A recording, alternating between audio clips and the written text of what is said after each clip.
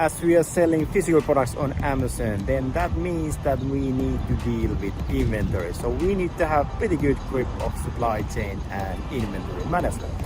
But how do we actually do that? So that's what I'm going to be discussing in this video, because one thing we cannot do on Amazon is run out of stock. So whatever you do, don't run out of stock once you get sales spots. Hit a thumbs up and subscribe to the channel to get more videos regarding selling on Amazon.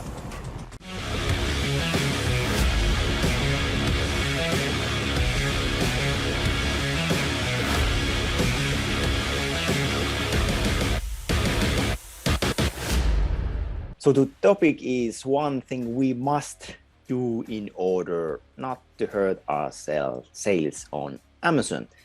So I'm talking about like how to avoid running out of stock. And running out of stock that's pretty much the biggest sin on Amazon. So we must, whatever we do, we must not run out of stock.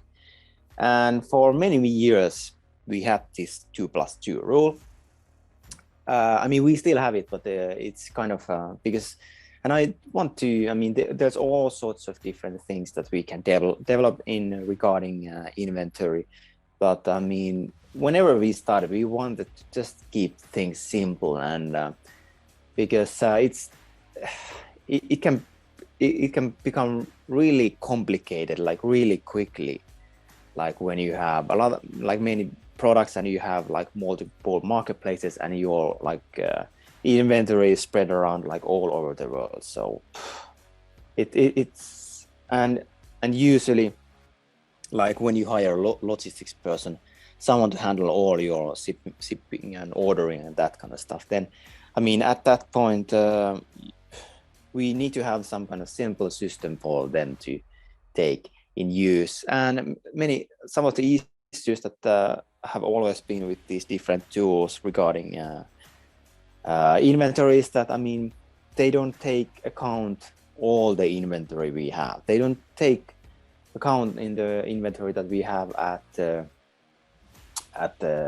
supplier or at the freight forwarder or at the 3PL, like on a warehouse. I mean, most often they just consider the inventory that we have on Amazon, and that's too limiting. It can really hurt us. So this 2+2 rule means that we take into account what are our sales. So we have a certain amount of sales. So then we aim to have that we have 2 months of sales inventory at the supplier, which might be in China, and then we have 2 months of sales inventory in the, I mean, it used to be on Amazon, but now it's more about on the country, on the same country, which means that we can get it from the storage to Amazon FBA in matter of days. And this is a bit more flexible now with the upstream storage, which automatically fulfills the fulfillment centers on Amazon. But still, I mean, right now it's only US until this program spreads. So point is that, I mean, this is a good way how to just keep everything really simple, that just in order not to run out of stock. But anyway, so let's start digging into this. So okay, we have that rule, but what if we actually want to make it, what if we want to refine it and have all sorts of tools and a bit of more like complex or sophisticated system? Then first thing, we must get data. I mean, that's absolutely clear. So how much are we selling? So we need to gather data. We need to have some kind of sales forecast and estimation that how much are we going to be selling. But the thing is that if you're doing some there's always going to be different spikes. So if we are doing some kind of marketing camp, or then we just there's some specific days like Prime Day or whatever, then I mean we basically need to remove these anomalies by using this like more of like daily velocity. So how much are we selling? So we need to average it out and not just use this monthly total sales. So we can, what we typically have done is that we have used different benchmarks. So it's basically been the sales for last year for the product in question, and that's actually a key thing. We are talking about every product like differently, and basically also in every marketplace as well. So we need to take into consideration that has something changed on this marketplace during this time, because if something has changed, then we need to take that into consideration. And another thing is that well, I mean, usually there are changes, right?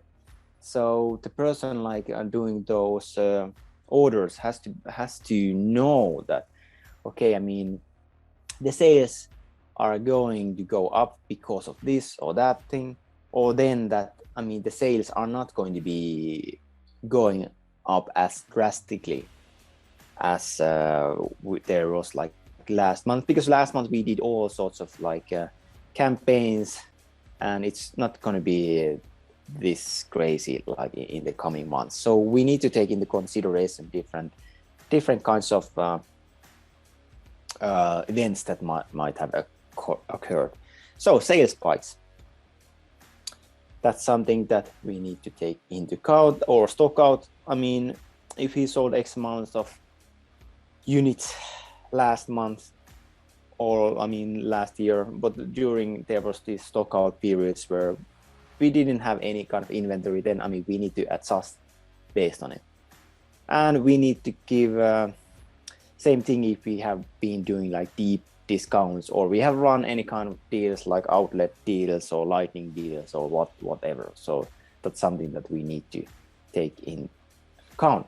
And then what is the growth? Is it going up or down? And is it this like seasonal product? So if we have some products that sell more during spring, then I mean we have to take it into account that, okay, I mean this usually sells quite a bit more during springtime. So that means that we shouldn't, after spring, we shouldn't have so many units coming up during the summer and so on. And buffer. So that's what I meant, that we basically have this pretty much like 4 months of buffer, because let's say that once we no longer have this 2 months of sales inventory in the target market or Amazon, then I mean that means that, okay, we are going to start shipping the units from the supplier to this target market, and then going to be making a new order. So because usually I mean it takes time for the shipments to arrive at the target market, and we are doing a lot of like shipments by sea. So that means that it's gonna take like at least 1 month to arrive to the target market. So, and especially like last year, there was a lot of queues, and there was like more of a like hectic time. So in those times, we have to really have enough of a buffer in order to cover up for this. And by the way, I mean, there's also, we need to consider that what's the lead time. So if it takes us 1 month for the supplier to get manufactured, then that means that we actually need to I mean have enough buffer in order to support this. So I mean, then we just need to have alerts when this buffer is impacted. So that means that okay, now the threshold is lowered, so we need to make a new order, or we need to make a shipment like straight away. And if we have safety stock, then that can be actually a trigger to tell us to order before we run out of stock. And if it means that our buffer is like units, which actually doesn't always make sense, like why we would make it on units, because it would make more sense that we have it in matter of days or matter of like time period. But that means that, okay, before hitting the 0, we have to make a new order. So, okay, I mean, we already have a pretty simple rule, but what are different guidelines for this buffer? I mean, as mentioned, I mean, the longer the lead time is, or the longer the transfer time, then that means that the higher the buffer is going to be as well.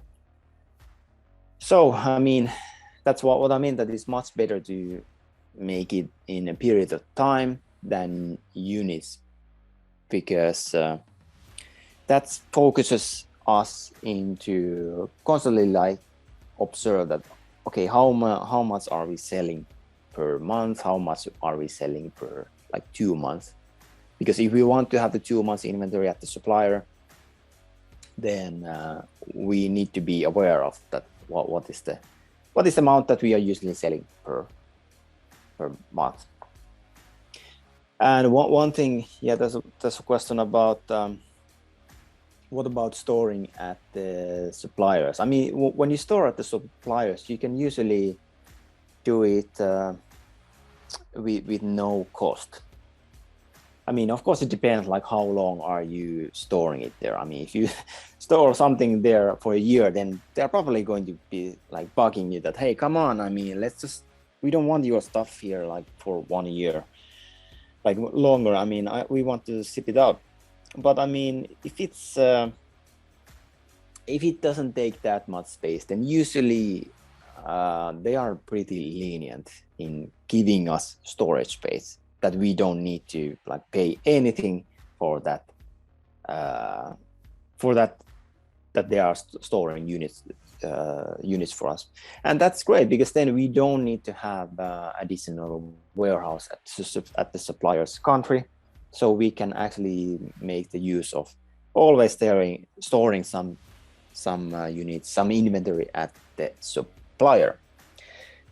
And there was also a question regarding this third parties like warehouses and in the target market. But what like easy way that like you don't even need to, like we always do all this labeling, all this combining different units and that kind of stuff. So, I mean, we always do it at the supplier country, because I mean, once the goods leave the country, once the goods leave the supplier, then I mean, if there's some issues with that or anything, then I mean, it's going to be much more difficult to fix those issues. So that's why we are personally like doing all labeling, all the bundling already at the supplier. So that means that we actually don't even need to have any kind of additional fulfillment when it comes to selling on Amazon. No, I mean, then we are just able to use the storage space from the freight forwarders. So typically freight forwarders can also be pretty lenient when it comes to giving us like storage space. So that means that, okay, that's pretty great, but then we don't even need to get a warehouse at the like target market. So let's say in US, so if we are buying our goods from China and selling those in US, then that means that, hey, I mean, we don't need to get any warehouse in either of these countries, because we are just able to use the storage from our suppliers and from our freight forwarders. But when it comes to freight forwarders, then typically, I mean, after a certain period, they are going to be charging something. I mean, if it's just like months and months and the stuff is not moving, then they are going to be asking, like, hey, like, when can we actually send your stuff? So, but typically it's pretty lenient. So yeah, buffers. And now, especially since there's all sorts of inventory limits on Amazon, then we need to be more cautious about these things. And yeah, but okay, I mean, how much to order and buy when? So we can have these different kind of minimum and maximum restocking. So it just means that we have like high period and low period, and then we just come up with different kind of figures for that. So it's basically this range for high and low stock setting. So it's this inventory optimization technique that we can use just to streamline the throughput. But one thing is that whenever we run any kind of marketing campaigns, we need to be extra cautious on that. Do we have the inventory to support it?